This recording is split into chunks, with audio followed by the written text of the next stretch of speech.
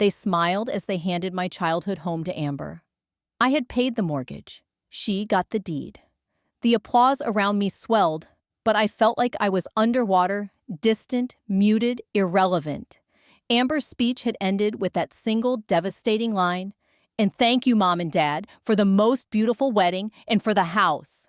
She raised her glass as the crowd erupted in cheers. Meanwhile, I stood off to the side, back pressed against a column wrapped in fairy lights, trying to process what I'd just heard. They always said, family comes first. Turns out I was never part of the definition.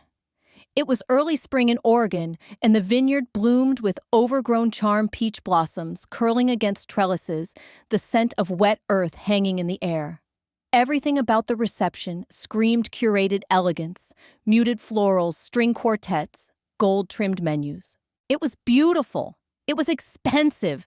It was mine. Or at least I had made it possible. I came in a muted dress intentionally understated. I didn't want to draw attention. Now, even if I shouted, no one would hear me over the applause. I watched my mother Tricia beam as she embraced Amber. She looked younger than she had in years, laughter smoothing out the bitterness that used to crinkle her eyes whenever she looked at me. My father, Howard, stood beside them, proudly shaking hands, chest puffed like he'd gifted his daughter the world. Their daughter. The one who mattered. Derek appeared beside me, sensing the shift. "Did I hear that right?" he asked softly, his voice laced with disbelief. I kept my eyes on the trio in the center. "You did. The house I've been covering the mortgage since 2018, every month, quietly. I thought I was helping, preserving something for the family." His eyes widened, and they just gave it away. Without a word, I said the words brittle in my mouth. "Naomi, that's not okay. You can't let that go. Say something. Confront them. Not here. Not today," I said quickly. "It's Amber's wedding. I won't let them paint me as the jealous sister who made a scene." He exhaled sharply, but didn't argue. He understood.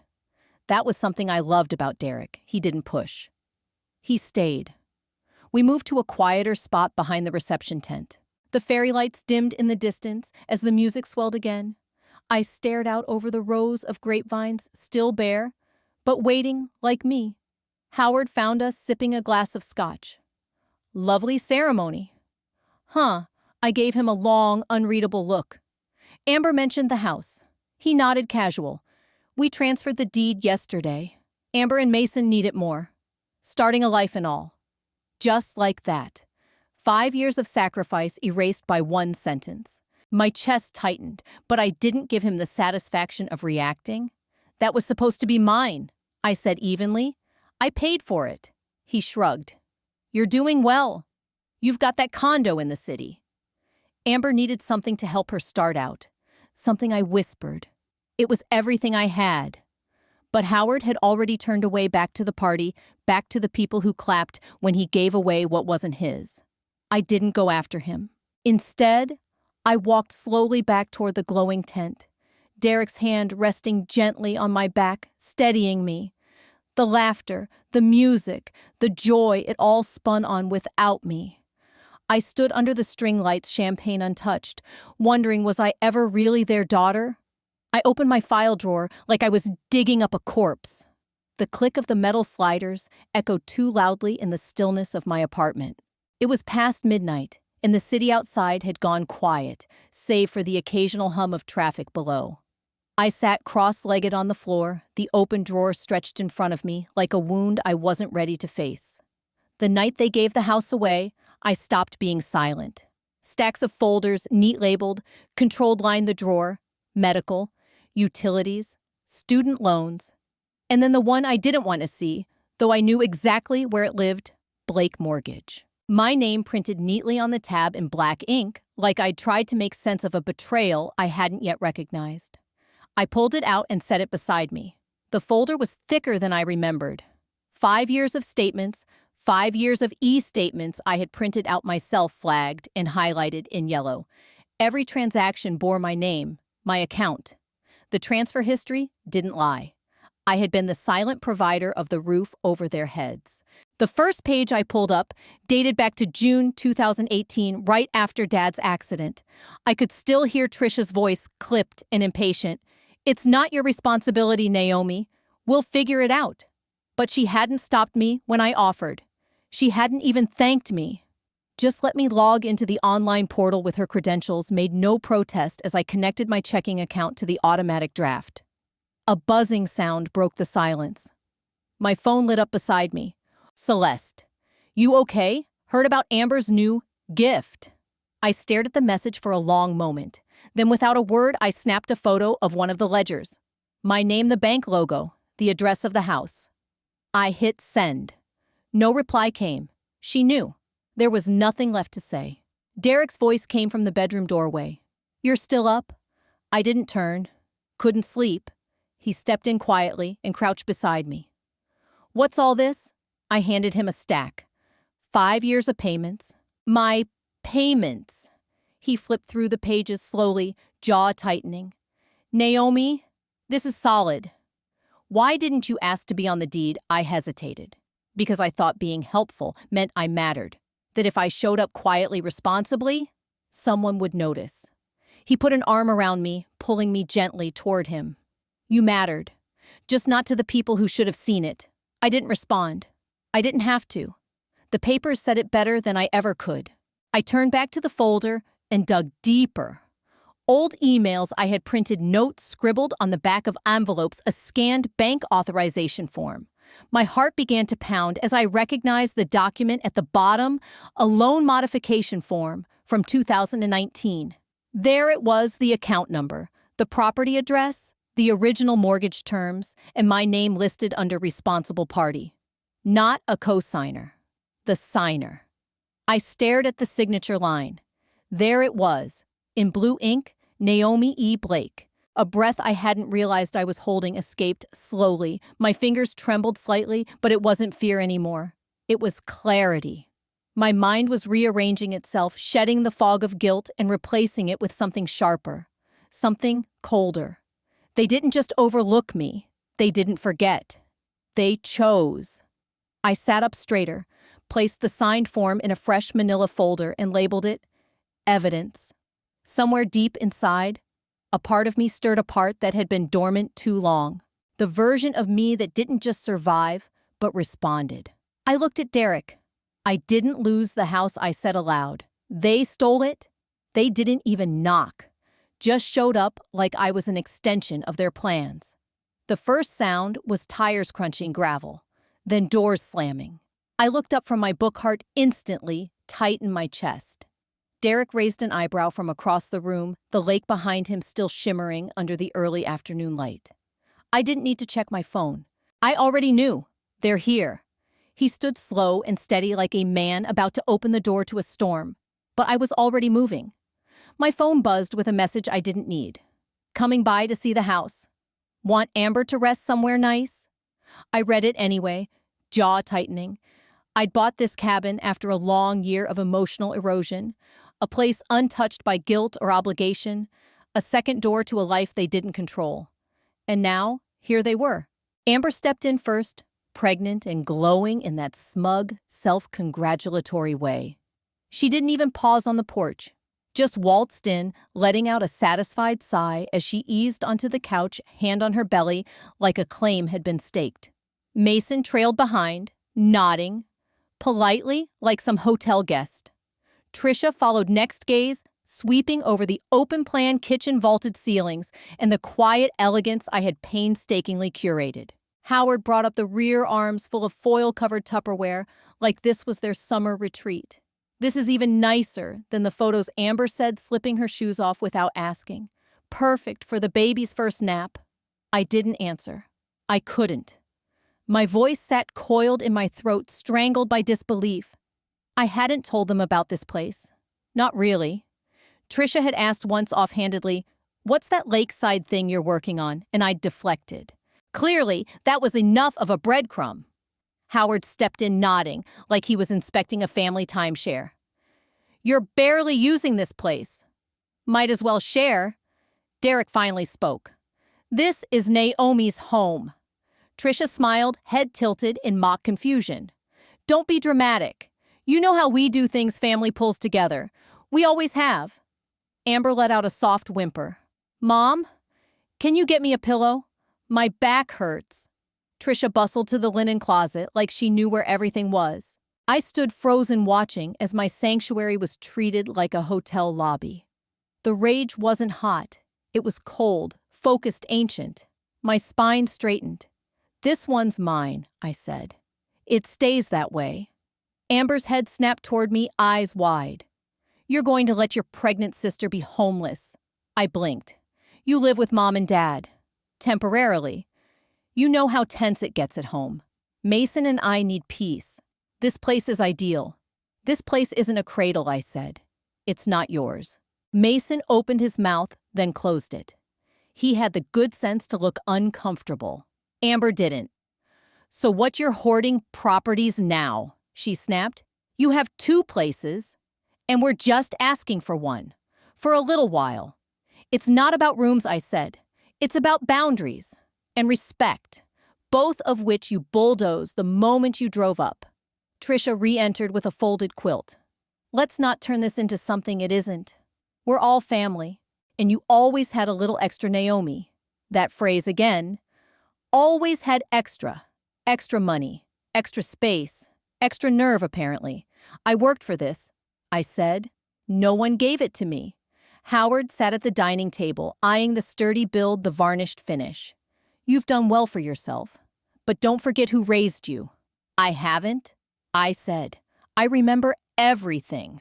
Amber clutched her belly voice tight with indignation. So you're punishing me because you feel left out? This is about the will, isn't it? I laughed, a short, bitter sound. The will was just the final confirmation. This is about years of erasure, of being treated like a utility. The room fell quiet. Derek looked at me with quiet support but didn't step in. He knew this needed to come from me. Amber's voice wavered. You're being cruel. No, I said. I'm being done. She rose abruptly, swaying slightly from the weight of her belly and stomped toward the hallway. Mason followed, shoulders tense. Trisha turned to Howard, who stood and muttered under his breath just loud enough for me to hear. Maybe we made a mistake leaving her out of the will. I didn't flinch. Not this time. They didn't want reconciliation. They wanted obedience. The text came without warmth, just expectation. Dinner at 6, bring dessert.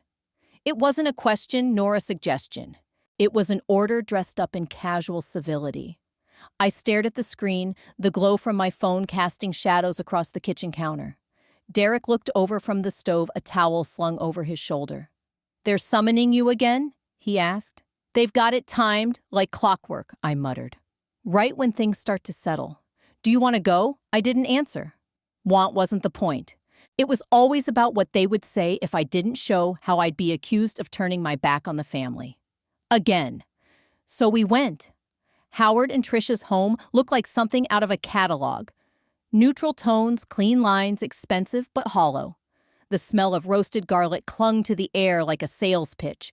Derek and I stepped inside, greeted by polite smiles and the mechanical enthusiasm of people who wanted to believe they hadn't done anything wrong. Naomi. Trisha sang out, embracing me with arms that had once held me close, and now only seemed to trap. So glad you could make it. Got your message? I said, holding up the lemon tart we bought from a bakery 5 blocks down. No one needed to know I didn't have the appetite to bake. The dining room buzzed with extended relatives, cousins I hadn't seen in years, neighbors who barely knew my name. Amber sat at the center of the table like royalty, her hand resting on her swollen belly. Mason stood behind her, stiff but smiling. Derek and I took our seats near the end of the table. I could feel eyes darting my way, then away again. No one asked about the cabin. No one dared mention the house. Their silence had weight orchestrated and practiced. Dinner began with casual chatter, the clink of silverware against porcelain. Trisha's voice dominating the conversation, inserting compliments toward Amber like breadcrumbs for praise. And then Amber stood. I just wanted to say a few words, she said sweetly, lifting her glass. Family means everything to me, and I feel so lucky to have one that knows how to give. And give. And give. She didn't need to say my name. She didn't need to look directly at me. The pointedness of her words landed sharp and deliberate. There was laughter, shallow and scattered. Derek leaned toward me, his voice low. "I'm recording this." I turned slightly. "You what?" He tapped his phone. Camera aimed subtly at the table. "We'll need it. Maybe not now, but eventually." I wanted to be horrified. Instead, I felt oddly comforted.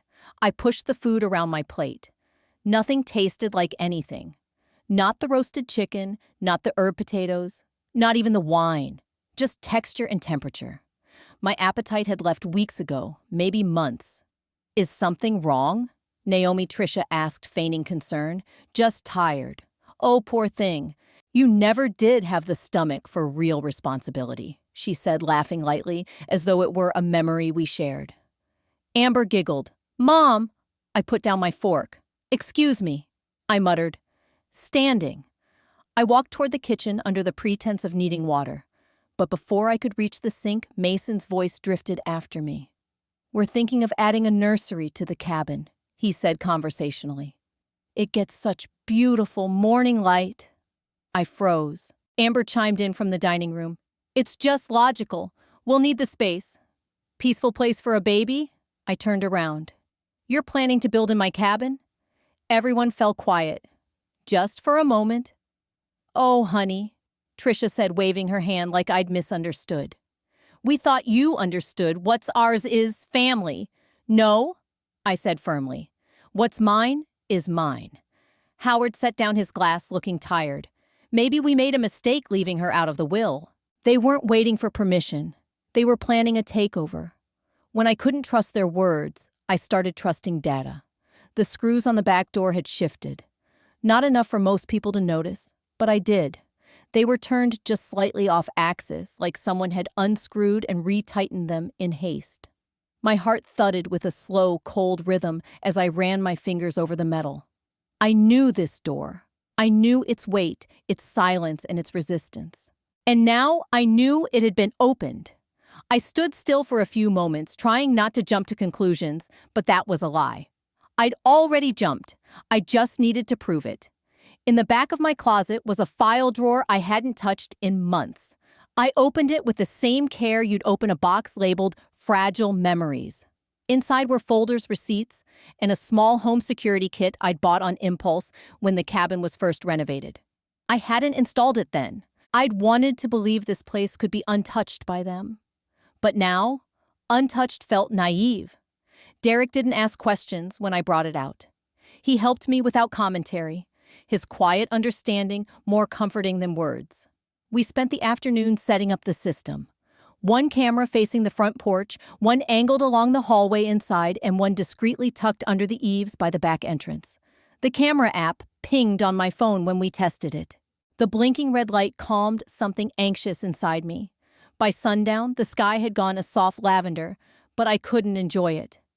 I kept glancing at the feed on my screen, waiting for something I didn't want to see. That night, while we were cleaning up dinner plates, a message from Celeste lit up my phone. "Heard your mom and Amber talking about your place at brunch today. Something about fixing the boundary stuff. Sounded off. You okay?"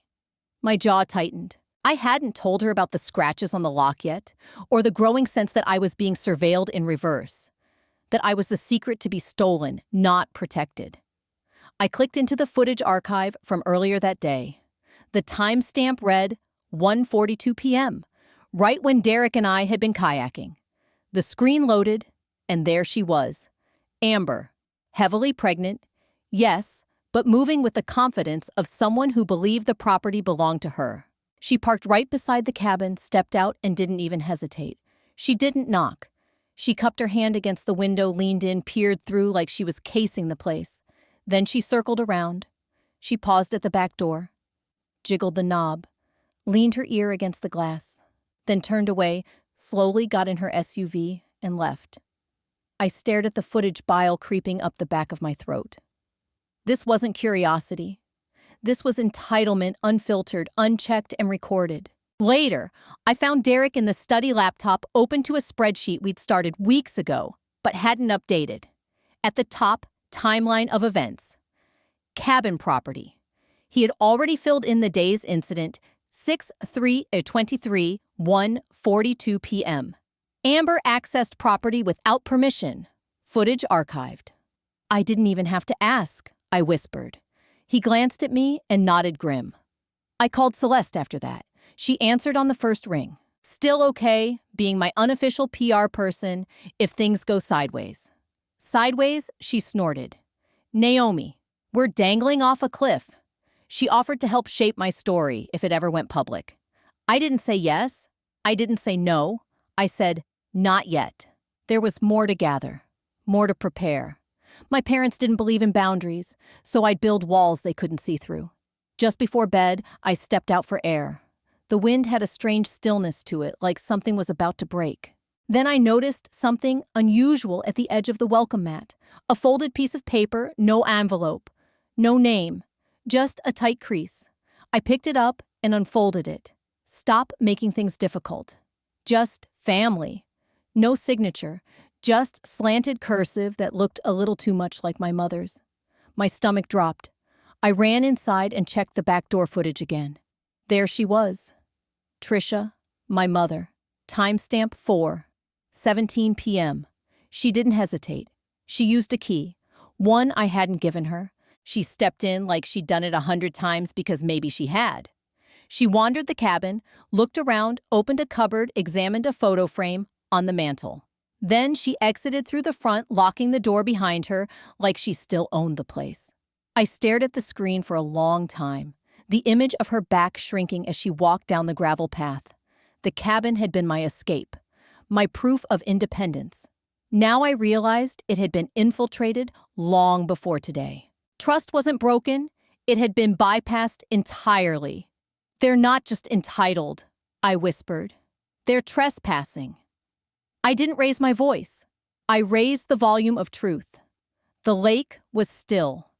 The morning sun filtered in through the tall windows, catching dust motes, suspended like memories in the air. I sat cross-legged on the floor of the cabin's living room, surrounded by folders, flash drives, and my laptop humming quietly beside me. On the screen, a folder labeled Cabin Evidence glared back in bold font.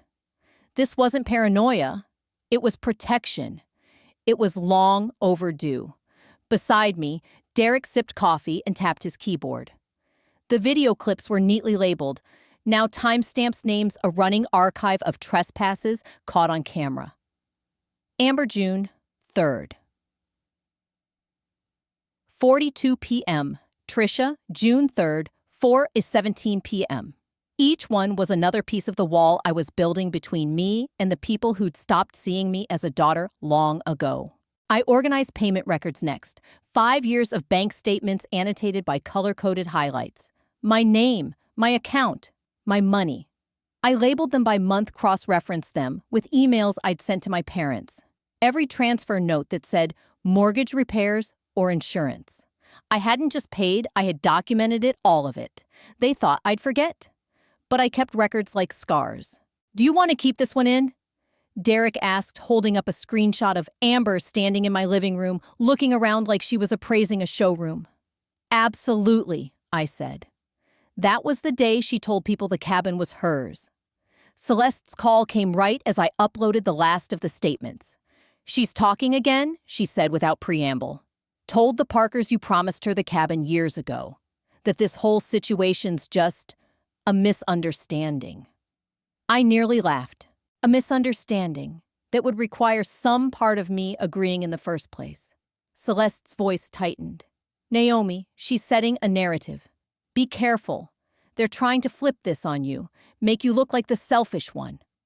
I'm ahead of them this time, I said. I have evidence. But the knot in my stomach didn't loosen. After the call, I finally reached out to the only person who might make this official, Jordan Ellis. I hadn't spoken to him since my 20s, but Celeste had kept in touch. He was sharp, calm, and most importantly, familiar with cases that involved family exploitation. We scheduled a Zoom call for that afternoon. He appeared on my screen like someone dropped from a different world, clean desk frame, degrees, glasses perched perfectly. He greeted me warmly, but his tone turned clinical fast. I've reviewed what you sent, Jordan said, scrolling through the files I'd shared. This isn't just a misunderstanding. What your family's done especially. Transferring the deed without disclosure while you were the sole payer could constitute coercion and constructive fraud. Derek leaned into the screen slightly. She never signed anything relinquishing rights. Jordan nodded. That's key, and the footage helps. But we'll need to act carefully. First, you file for property protection. Then stop all informal contact. Only communicate through email or documented text. No phone calls, no confrontations. He sent over a bullet-pointed plan titled Action Steps. Naomi Blake. File a petition for declaratory relief. Gather character affidavits from neutral parties. Preserve all digital communication. Monitor all access points to the cabin. Prepare for escalation. At the bottom of the document, he typed one final line. Start thinking of this as a legal case, not a family conflict. I didn't reply immediately. I needed a second to let that sink in. Then my phone buzzed Amber. I hesitated before opening it. You're making this bigger than it is, she wrote. You're unstable. This won't end well for you. I stared at her message, blinking slowly, then took a screenshot and filed it under defamation. Amber, June 4th. Then I typed a calm reply. Stop telling people what isn't true. No answer. Just the silence of someone who never expected to be challenged. Derek tapped on the Google sheet we were building. Timeline updated, he said. I looked around the room. Nothing had changed, but everything felt different. This wasn't just survival anymore. It was structure, strategy. I glanced back at the security feed now running continuously. Red dots blinked quietly at each access point like watchful eyes. The law was waking up, and this time, it was on my side. I didn't need revenge. I needed them nervous. It started with a single file, just one screenshot from my folder labeled Mortgage, years 1 of 5. I sat at Celeste's kitchen island, her cat sprawled beside my laptop, the smell of vanilla coffee thick in the air. The soft click of my mouse felt louder than it should have, like a starting gun. The image was unassuming to most, just a PDF snippet showing 5 consecutive monthly payments from my checking account to Blake Family Mortgage with my name at the top. But Celeste knew exactly what to do with it. No names, no context, I said. Just the line at the top. 5 years of paying, never once acknowledged. She grinned, already typing. You sure you want to start this? I nodded. I'm not starting a war. I'm starting the clock. Within 20 minutes, the post was live. A throwaway Reddit account. An anonymous Twitter thread. Just enough platforms for it to float enough hashtags to find the right crowd. Celeste added one line under the image. What do you call it when you pay the mortgage, but your name is never on the deed? We didn't have to wait long. Comments poured in. Financial abuse. Classic golden child dynamics. You need a lawyer, girl. Screenshots were shared. Threads spun out. One account with over 300K followers reposted it with the caption, "This is happening way more than people admit. Daughters get erased." I didn't touch my phone after that. I let it churn while Celeste watched the waves rise. By noon, she turned to me with raised brows. You're trending. Softly. But it's there. That's when the group chat lit up. Blake Family. 21. Unread messages. First, it was Mason. Anyone know who posted that mortgage thing? Then Trisha. That's fake. Right. Then of course Amber. Whoever did it better fix it. I'm in the middle of 2 brand deal negotiations. Howard chimed in late, predictably. We need to keep this in the family. Naomi was never mentioned by name. As usual, they danced around me like I was radioactive. Celeste glanced at my screen. You want to reply? I stared for a moment, then shut the chat. No. Let them stew. Not long after my phone buzzed with a call from Amber. I let it ring until it went to voicemail. Then another. Then a text. Amber. This is low. You're spiraling. Amber. If anything happens to my partnerships, it's on you. I turned the screen over. Celeste handed me her tablet. You might want to see this. A popular influencer had already made a TikTok stitching, the post adding her own commentary about daughters being financially taken advantage of.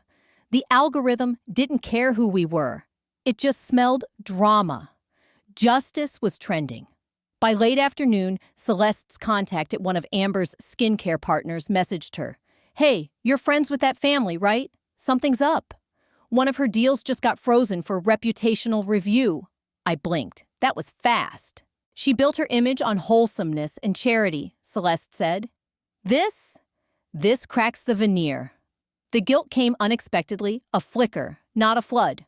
I remembered Amber sprawled on the couch in my cabin, 8 months pregnant, holding her stomach like a claim of ownership. I remembered the look in Trisha's eyes when she said I had no right to feel excluded.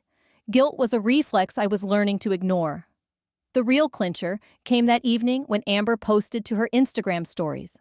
A black background, white font, the words, "Some people only play victim because they know they're losing." No name, no tags, but it didn't matter. Celeste snorted. "That's practically a confession." The comments turned fast. "Is this about the mortgage thing?" "Wow, gaslighting. Much?" This aged like milk. I watched it all unfold like a detached observer. The house, the cabin, the money I had been dragged through their plans like I didn't exist. Now, they were being forced to remember I did. And this wasn't even the attack. This was the tremor before the quake. "You want to play games, Amber? I've barely shuffled the deck." They called it a meeting. It felt like a trial. The message came at 9:12 a.m., a single line in the family group chat that had mostly ignored my existence until now. Family dinner, important discussion. 7 p.m.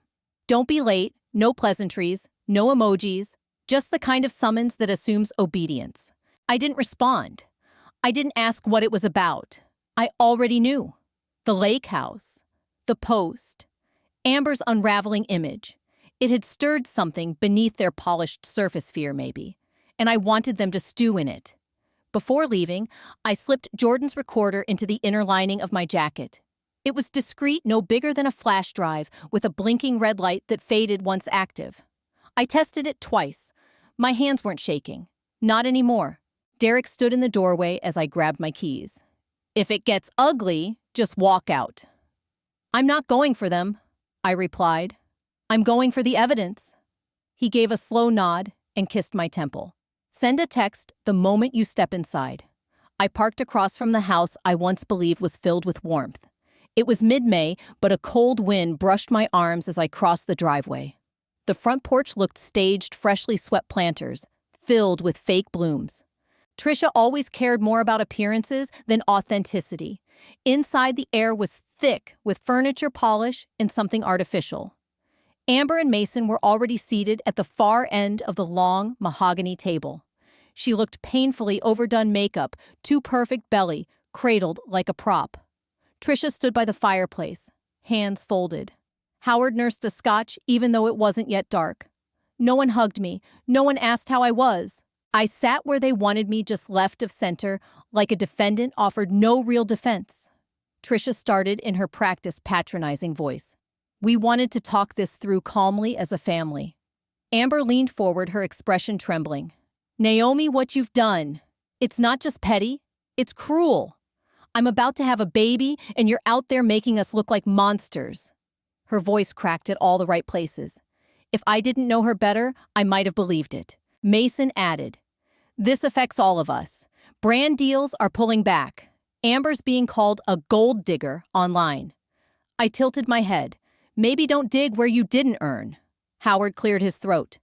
"Let's keep this civil. You've had your say online. Now you'll hear ours." "I've heard plenty," I said. "Your silence when I made the payments. Your approval when Amber thanked you for the house. Your trespassing at the cabin. You weren't quiet then." Trisha's eyes narrowed. "You always twist things, Naomi. You make everything about betrayal." "Because it is," I said. "And I have the documents to prove it."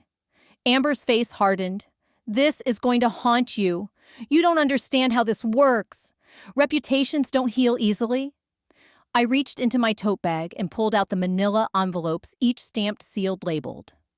I placed them one by one on the table. Bank transfers, mortgage statements, video footage, legal correspondences, one copy each. Trisha scoffed.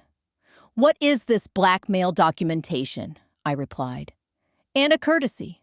So you're not blindsided when the next steps come." Amber's breath hitched, her mascara smudged at the corners. Howard looked older suddenly, the bravado leaking from his posture. "You need to be careful, Naomi. Legal action can go both ways." I locked eyes with him. "Then let's see which way it lands." No one moved. Even Mason stopped checking his phone. I rose slowly, taking in their stunned expressions. The silence was more satisfying than any screaming match. As I turned toward the hallway, Trisha hissed, "You'll regret making enemies of your own blood." I paused by the door but didn't look back. The doorknob was cool in my hand. The recorder was still running. If blood is all they have, I'll show them what receipts can do. When trapped animals lash out, they don't go for justice. They go for damage.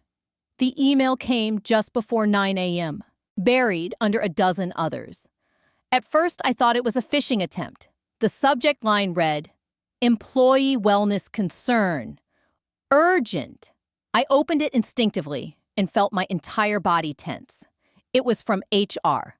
Someone had submitted an anonymous tip, claiming I was mentally unwell, citing erratic communication paranoia and emotional instability that could jeopardize my team's performance. They requested a formal review of my leadership position. My hand froze on the trackpad. I reread the email 3 times. Heart pounding louder with each pass. My cursor hovered over the attachment, a PDF summary of the report. I clicked. The words were cold and carefully chosen. Whoever wrote this knew exactly how to weaponize concern. Sources close to the employee have expressed fear over her deteriorating mental health, it said. Unresolved family disputes have reportedly caused her to become reclusive, unstable, and unfit for continued leadership responsibilities. It didn't end there. At the bottom of the message, a link industry watchdog. Is Naomi Blake losing her grip? A blog post published the night before, already making rounds in my professional circles. It quoted a family insider who claimed I had abandoned logic for vendettas and was spiraling publicly. I sat there, paralyzed. The screen glared back at me like an accusation. The coffee on my desk had gone cold. This wasn't just malicious gossip. It was a direct attempt to dismantle everything I'd built. My reputation, my job, my sanity. Naomi Derrick's voice floated in from the other room. I couldn't answer. I couldn't move. I barely registered him kneeling beside me until he placed a hand on my knee. I turned the screen toward him. He read it silently. His jaw clenched. "They want you discredited," he said, voice low. "They want to make sure no one believes a word you say." My phone buzzed. "Celeste, are you okay?" she asked. "You've seen the blog, right?" I told her everything. HR, the anonymous tip, the article. Her voice dropped. "I've been digging. The account that submitted the tip to HR, the IP address, links to Amber's assistant. Same one who sent out her wedding PR kit." I felt sick. They're not just trying to hurt me, they're trying to erase me. Derek wrapped an arm around me. Then, "We don't just defend, we go on offense." I nodded slowly. "Call Jordan." Within the hour, we were on a Zoom call with Jordan Ellis, my lawyer. He'd seen it all before. He didn't flinch. "This is defamation, plain and simple," he said. "Character assassination wrapped in a veil of concern. But that's not the worst part, it's coordinated. And if they're coordinating a smear campaign while holding your property hostage, we act today." He laid out a plan. First, cease and desist orders to both Amber and Trisha. Then, file preemptive protection orders in case they try to escalate. Finally, begin assembling a legal portfolio of harassment, coercion, and emotional sabotage. Derek leaned forward. "What about her job?" Jordan replied calmly. "We'll contact HR and submit a rebuttal attaching payment records, property proof, and timelines. She's not erratic. She's being attacked." I swallowed hard. "Let's do it." After the call, I went to my cabin's desk and pulled out every folder I had. Receipts, screenshots, bank statements, saved voicemails. I spent the entire afternoon scanning, labeling, backing up. Each document was a thread, and I intended to weave them into a net so tight no lie could escape. That night, I barely slept. Every time I closed my eyes, I saw Amber's face as she cried crocodile tears at the family dinner, warning me that this wouldn't end well. She was right about one thing: it wouldn't end the way she wanted. By morning, the cease and desist orders were formally delivered.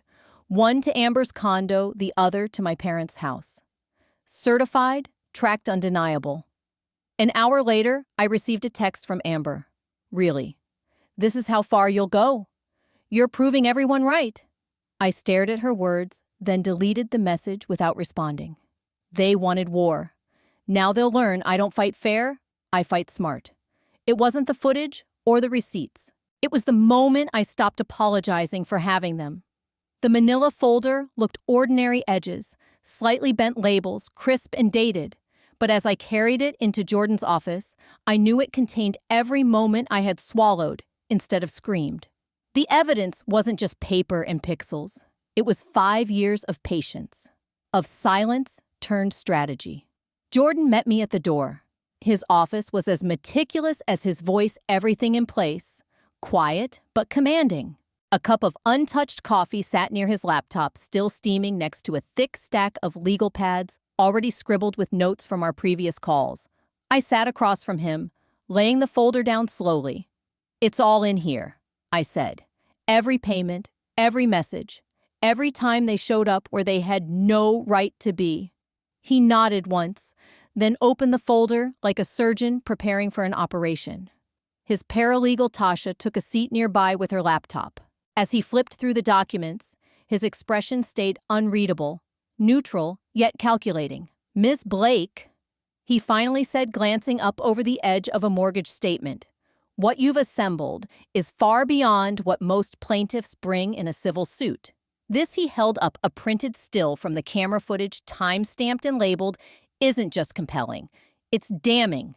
Trespass, fraud, coercion, emotional distress. We're looking at a strong foundation for both civil and potentially criminal proceedings. I swallowed, not from fear, but from the unfamiliar weight of being believed. "Let's talk goals," he continued. "Do you want them prosecuted? Do you want the property restored? Damages? Or are we using this as leverage?" I paused. "All of it," I said.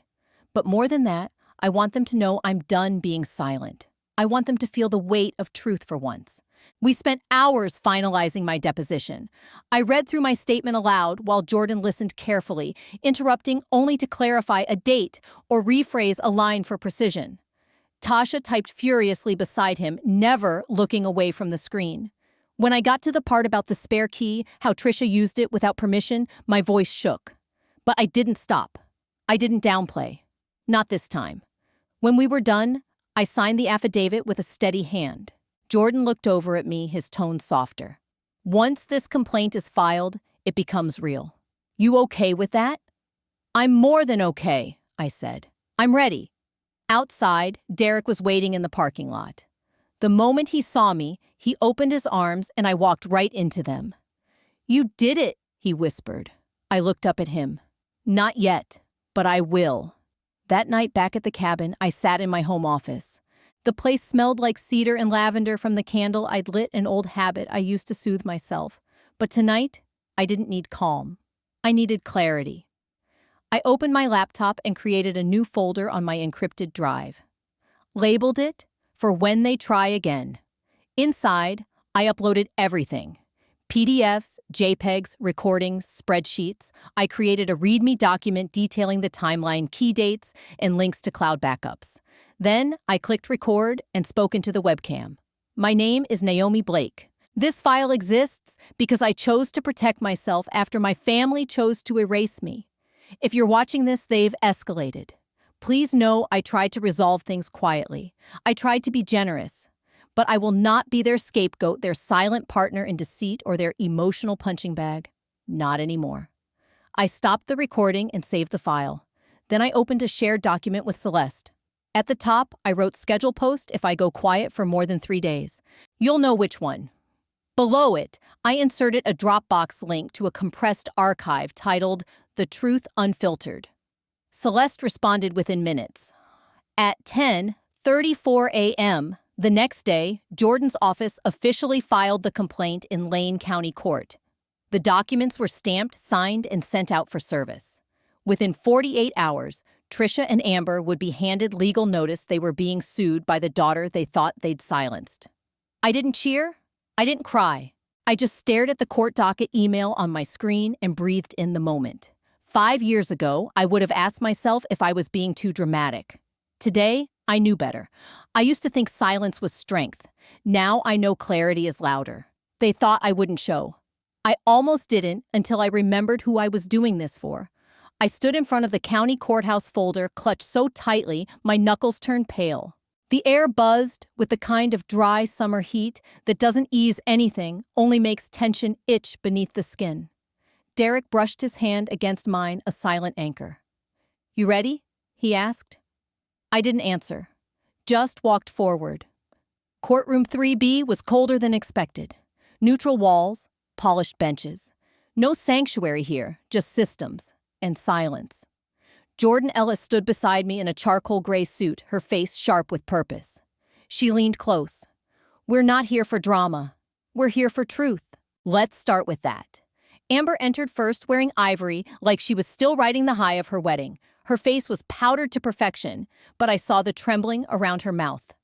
Trisha followed pearls, in all her expression the perfected mix of motherly concern and PR calculation. Howard came last, avoiding my gaze like he'd forgotten who I was to him. Judge Temple's gavel tapped once. "Let's proceed." Jordan rose. "Your Honor, this case is not simply about property. It is about systematic financial deception, emotional coercion, and exploitation under the guise of familial obligation." Her voice never wavered. She began laying out the facts. 5 years of documented mortgage payments in my name. Account transfers, tax forms, bank receipts, all filed, all dated. I took the stand. My heart was steady, but my throat wanted to close. I looked past Amber's narrowed eyes and Trisha's tight jaw. And I spoke. I volunteered to help my father with the mortgage when he was injured. I paid every month without fail. I never missed a bill. I believed that doing so would bring me closer to this family, would show I mattered. Jordan handed me Exhibit B copies of the bank statements. I held them like armor. I never asked for thanks. I asked to be included. But when Amber got married, the deed to the house was handed to her, like my sacrifice never existed. There were murmurs in the courtroom. The judge silenced them with a glance. Jordan approached the monitor. "We'd now like to present video footage dated March 9th from Miss Blake's private cabin, recorded legally via installed surveillance." The screen lit up. Amber alone stepping through the back door. Trisha entering with a key. Voices caught on audio. "She's not even here, just grab the guest sheets." Amber's eyes darted. Trisha's hand flew to her chest. "Do you deny entering the cabin without permission?" the judge asked. Amber stood. "That's been taken out of context," Jordan countered smoothly. "There's a timestamp. No editing, no alteration." The room fell into a heavy pause. Even Howard looked rattled now. I didn't gloat. I didn't flinch. I stared ahead, back straight. Jordan continued. "In addition to unauthorized entry, we have communication suggesting intent to repurpose this property and posts defaming my client's mental health to sabotage her livelihood." Trisha rose. "Your Honor, this is a family matter," Judge Temple interrupted. "Miss Carter, sit down. And let me remind everyone, family is not a defense against fraud." Climax approached not with shouting, but with silence, the kind that lands like a blade. The judge flipped through the files slowly. Finally, he looked at me. "Miss Blake, this may go beyond civil matters." That sentence hit like a seismic shift. Trisha paled. Amber stared, her jaws slack. And for once, Howard looked ashamed. They wanted me invisible. But the truth had weight, and it had finally landed. I met the judge's eyes and said, "I'm ready to keep going.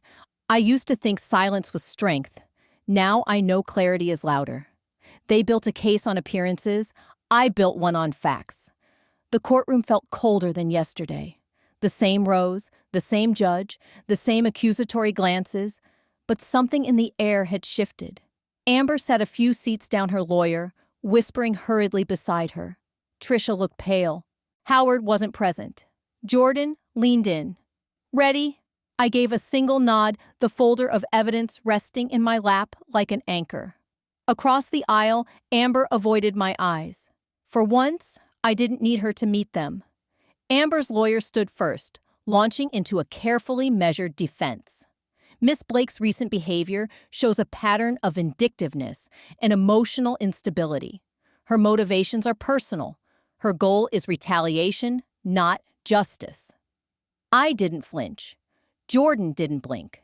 The attorney continued weaving in speculation about my fragile mental state, noting I'd recently leaked personal information online.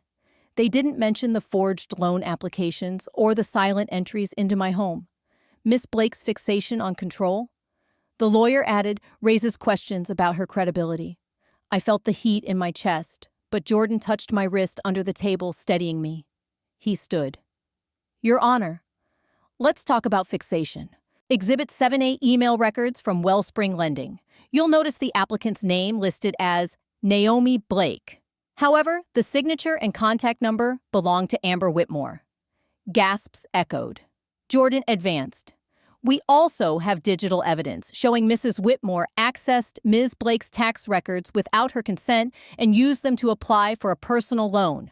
That's not fixation. That's identity fraud. Amber squirmed, cheeks flushed. Her lawyer reached for the microphone. Objection, circumstantial, overruled Judge Temple said without hesitation. Her gaze fixed on Amber, eyebrows narrowing. Perjury is not a minor charge, nor is identity misrepresentation. Amber's breath hitched. I never used her name like that. Jordan pulled up a screen showing browser metadata from Amber's personal laptop. Then perhaps you'll explain how your login details, IP address, and browser fingerprint match the transaction history in question. Trisha gasped. That's not fair. She was just trying to secure her future. It was a mistake. A critical one. The judge turned sharply. Mrs. Blake, you're not currently under oath. Do not speak out of turn again. I didn't move. But inside I braced. Trisha's slip was valuable. Secure her future. I asked, my voice calm. By erasing mine, the courtroom stilled. Celeste sat behind me, her phone lowered, eyes wide. Derek gave a subtle nod, the kind of silent support I'd once begged for and now had without asking. Judge Temple exhaled through her nose. I'm issuing a temporary restraining order effective immediately against both Mrs. Whitmore and Mrs. Blake. Furthermore, we'll be requesting a forensic audit of all recent property transfers and associated financial records. Amber inhaled sharply, her chest hitching as she pressed her face into trembling hands. Her lawyer whispered something urgent, but she didn't lift her head. Trisha froze her expression, shifting from outrage to disbelief. Behind me, someone murmured, "My God!" The room's energy flipped on itself. All the years of gaslighting, all the dinners where I was invisible, all the moments they insisted I was overreacting now, sat in silent retreat under oath. And I said nothing more. Not because I had nothing to say, but because the truth was already speaking loud enough. I didn't celebrate. I braced for the next blow. The hearing had ended, but the aftershocks rippled outward. I sat at my kitchen table, the lake behind me, as still as the surface of a sealed envelope. Celeste's voice rang through my phone, half giddy, half stunned. Naomi, you're trending. Like real trending. Justice for Naomi. Family is not ownership. You've got people writing think pieces about generational financial abuse. Girl, you hit a nerve. I pulled the phone from my ear and stared at the screen as comments flooded in under a screenshot of Amber's now-deleted Instagram story. Her vague subtweet about victimhood had backfired spectacularly.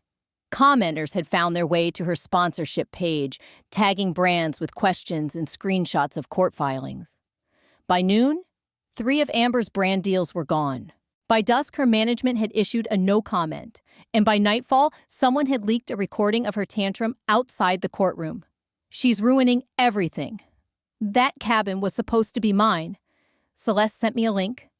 Trisha was being dragged in local forums. Someone had uncovered her donation history, where she quietly supported organizations that boasted about disciplining spoiled children. The irony didn't go unnoticed. Then came the letters. Emails from cousins I hadn't heard from in years. One wrote, "Naomi, I genuinely had no idea what you were going through. They made it sound like you'd moved on and didn't want to be part of the family. I'm sorry for believing them."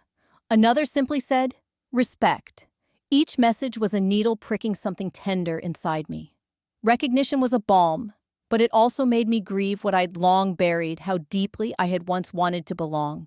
Derek returned from a quick grocery run and found me still staring at the screen. He placed a gentle hand on my shoulder. "You don't have to hold it all right now," he said. "The storm doesn't need you in its eye." I leaned my head against him, breathing in the scent of pine and clean cotton. "I don't know how to stop bracing for impact," I admitted. "Then let the silence be your proof," he murmured. "The ones who need to talk are the ones trying to survive the fallout." Later that night, I sat alone in my room, laptop open, cursor, blinking over an unsent message I had written to Amber weeks ago. It wasn't cruel, just honest. A list of everything she'd taken, everything I'd never say aloud in court. I reread it, finger hovering over delete. "She already got my answer," I whispered. In court, I erased the draft.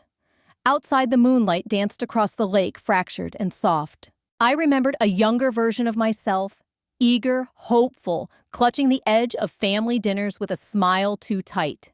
I had begged for scraps of affection, for inclusion in a narrative they had already written without me. And yet, part of me still ached. Not for reconciliation, but for the version of them I once believed in. I would never get that back. But I had something better. Clarity, boundaries, and the quiet courage to sit in a home I owned on land they had no claim to and not feel guilty for breathing easy. The storm was theirs now. The paperwork felt heavier than it looked. I sat across from Jordan in the notary's office pen, poised over the final line. A slim folder lay between us, embossed with the title, Deed Transfer, Sole Ownership. Beneath it, the name that once felt invisible now appeared in bold ink, Naomi Blake. "Take your time," the notary said gently, sliding the documents toward me. But I didn't need time. I signed. The pen's weight against the paper wasn't dramatic. There was no cinematic swell of music, no breathless pause. Just the steady scratch of ink carving a truth that had always been mine, now recognized by the world. Jordan leaned back, his smile soft. "This was always yours. The law just needed to catch up." That sentence echoed through me deeper than I expected. So many years spent proving worth translating silence into service, all to be seen. But now, I wasn't performing. I was claiming. We left the office, and I carried the manila envelope like it was made of porcelain. Outside, Derek waited by the car, holding a thin rectangular package. He grinned like a child with a secret. "What's that?" I asked. He unwrapped it slowly, revealing a brass door plaque, simple and clean. N. Blake, owner. I swallowed hard. My lips trembled, but I wasn't sad. I was whole. Back at the lake cabin, the air smelled of pine and old wood. Derek installed the plaque with deliberate care, his fingers steady as he screwed it into the frame beside the front door. With each turn, I felt something tighten and release in my chest. Finality. Beginning. Celeste arrived just after sunset, arms full wine snacks, and something wrapped in a paper towel. "Stole cookies from my office's break room," she said proudly. "We're celebrating on a budget, but with style." I laughed. Not politely, not out of obligation, the kind of laugh that reaches your ribs. The 3 of us sat by the fireplace. Derek grilled vegetables on the deck, Celeste poured wine into mismatched mugs, and I stayed mostly quiet. Not because I had nothing to say, but because for once, there was nothing to defend. I wasn't a burden. I wasn't an afterthought. I was here, in this house, under my name. Later, after they left, I stood in the hallway and stared at the small drawer I hadn't touched in months. Slowly, I pulled it open. At the bottom, folded neatly, was the very first mortgage receipt, 5 years old, stamped creased at the edges. I remembered sending that payment late one Tuesday night after skipping dinner just to keep things afloat. I framed it. Simple black frame, clean lines, no label needed, and I hung it on the hallway wall across from the front door. It wasn't bitterness that made me do it. It was memory, proof, a quiet monument to every time I thought kindness would be enough. They told the world I was difficult, that I hoarded, that I misunderstood family. But here I was, with the house, the records, the name on the title, and none of them could rewrite that. For so long, I had tried to fit inside their picture of love, their frame. I signed checks in the shadows, smiled through secondhand thanks, and let them believe that silence was agreement. No more. Now I hang my own frame. And if one day they show up, if they stand on this porch with their justifications and tears, I won't greet them with anger. I'll greet them with peace, because I know who I became when no one was watching. And I know what I built alone, with hands no one believed could build. The sunrise didn't ask for permission. It just came soft, slow, unbothered by who deserved it. I sat on the porch with my knees tucked beneath the wool blanket Derek left out the night before. The steam from my tea curled upward like it had something to say, but preferred silence instead. I had my journal open on my lap, the pen poised, unmoving. It took a few deep breaths before I found the first words. Dear Amber, I don't hate you. I just won't lose myself for you again. That was it. That one sentence carried the weight of 5 years, maybe more. I could have filled pages with all the things she did, what she said, what she took, what she assumed was hers. But none of that mattered anymore. Not here. Not with the water gently brushing the shoreline below. Not with the wind soft against my cheek and my name finally safe where it belonged. I didn't write more. I didn't need to. I folded the letter slowly, carefully, and tucked it into the back of my journal. It wasn't for mailing. It wasn't for her. It was for me. A closing statement sealed by ink and morning light. My phone buzzed beside me. Celeste, you coming to the lake later? I smiled, thumb hovering over the screen. Me, already here. I imagined her grin the moment she read it, equal parts mischief and relief. She'd always been the one to ask, but are you okay? Not what did you do for them? Or can't you just let it go? Just you. Behind me, I heard the screen door ease open and the familiar creak of wood under Derek's steps. Still warm, he said, handing me a mug. Mint and honey. I took it without looking, our hands brushing. That was all I needed. No speeches, no analysis, just presence. We sat for a while, saying nothing. The ducks glided across the water like they owned it. Maybe they did. My eyes drifted toward the small wooden sign Derek had carved the week before. I hadn't hung it yet. I'd been waiting for what I wasn't sure. Maybe this moment? Now, I asked. He nodded. I stood and walked slowly to the edge of the porch. The hook was already in place beside the front door. I lifted the sign and hung it carefully, letting my fingers linger just a second longer than needed. Welcome to Blakehaven. 2 words, 1 name.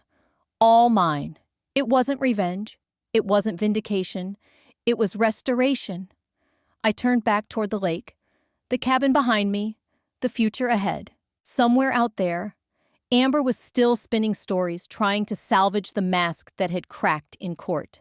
Trisha was likely rewriting history for any cousin who'd still listen. And Howard, he had gone silent. Perhaps the weight of knowing at last that I wasn't the daughter who failed them, but the daughter they failed. But I didn't dwell. I took a deep breath and let the wind carry out whatever fragments were still clinging to me. They could go. I didn't need them anymore. They gave their home to my sister. I gave myself everything else. They built their legacy by erasing mine. I built mine by surviving theirs. I never wanted pity, I wanted to be heard. If you've made it this far, thank you for listening. For standing beside me in silence when my own family tried to erase me. If my voice shook but didn't break, it's because I imagined someone like you out there, understanding what it means to be pushed aside, to be told you're too much or you don't belong. But you do. And so did I. Support people like us, not with loud declarations, but with quiet belief. We don't need saviors. We need allies who see us even when no one else does. To anyone who's ever been dismissed by those who should have protected you, don't let their version of you become your truth. Keep the receipts. Trust your instincts. You don't owe anyone your silence just because they share your blood. Sometimes the bravest thing isn't confrontation, it's refusing to disappear. Healing won't come from revenge, but from reclaiming your own narrative. Frame your worth not on what you've lost, but on what you've endured and rebuilt. If I found peace through truth, you can too.